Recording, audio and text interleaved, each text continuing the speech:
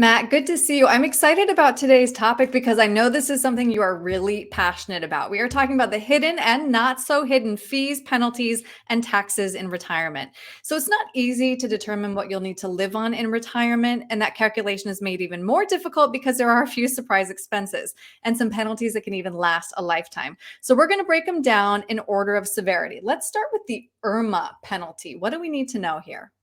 The IRMAA penalty basically is a tax because the government looks at your adjusted gross income from 2 years past. Just to clarify, it's not the last 2 years, it's 2 years back.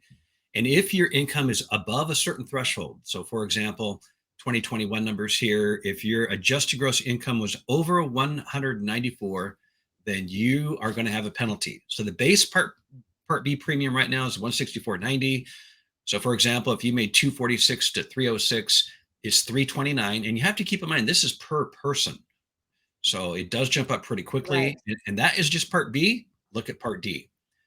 Now, the good news is that this, again, they only look back 2 years. So if you had a windfall, you sold a house, you made a lot of money, or you just retired and you and your wife both retired and now you're making less money. The good news is this IRMAA penalty may be short term for you.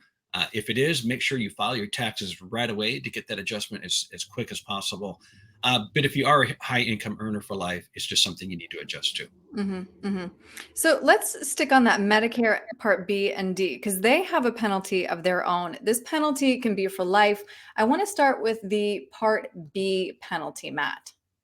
Yeah. So part B for boy, B is your outpatient services, office visits. And normally you're supposed to sign up at age 65 or whenever you lose your employer's health care. So if you're working past 65, then you need to sign up right away as soon as you leave that employer. But if you retire right at 65, you basically have a 7-month window to sign up for Part B.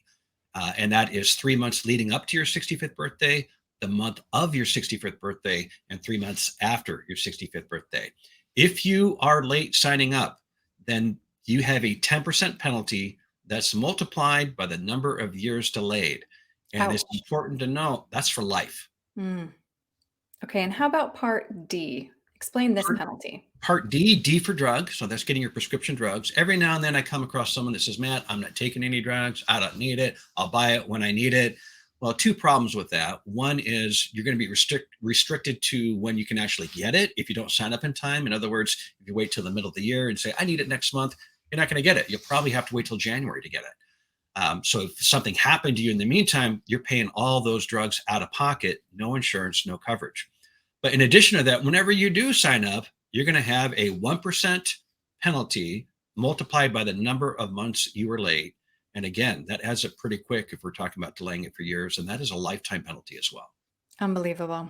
Okay, now let's talk about our good old friend inflation. I am so tired of talking about inflation, Matt, but historically, we know this is something we have to factor in because if not, you're going to pay the price. Aaron, let me just say some of your friends I don't want to have as my friends. Me neither. That is inflation. But I think you are correct there. The challenge with inflation is you have to keep in mind at 3% over a 20-year period, your spending power cuts in half. So I meet a lot of people that barely had a cushion on their income when they retired. They looked at their Social Security, and let's say it was $5,000 a month, and their bills were $5,000 a month, and they're going to make it because Social Security has a cost of living adjustment every year. Well, that cost of living adjustment it's always short. It doesn't keep pace with the true rate of inflation, Right.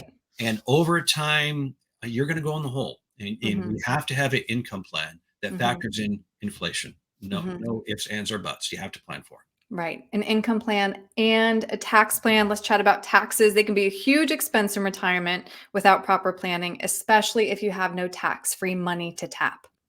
Exactly. The challenge with taxes is many times I live in a state where we don't have state income tax, right? So it's great. Now they're always talking about bringing one in and all these backdoor taxes. There's another one that just came through for if you don't have long-term care. That tax just went through in our state and people are getting hit with that. But if you live in a state, what if I retired in a different state? You retire in Oregon, you retire in California, you name it.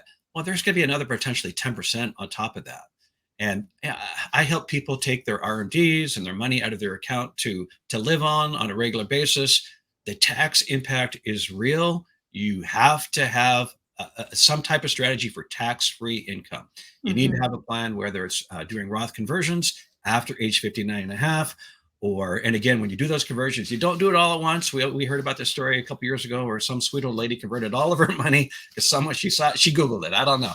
And it seemed like a great idea, but you want to make sure you do it in such a way that you're not, losing too much money to taxes by bumping up your tax bracket. Of course. Yes, it's such a great point. And also, like you mentioned, if you don't have a tax plan, you don't have a retirement plan. This Right. has to be part of your holistic plan. So, Matt, if somebody wants to talk through these fees and penalties and how to avoid those taxes, what's the best way to reach you? Give me a call, 425-256-3105, or you can email me, mburklund@choosevault.com. All right. Matt, thank you so much for your time today. This was a good topic. Thanks, Aaron. Have a great day. You too.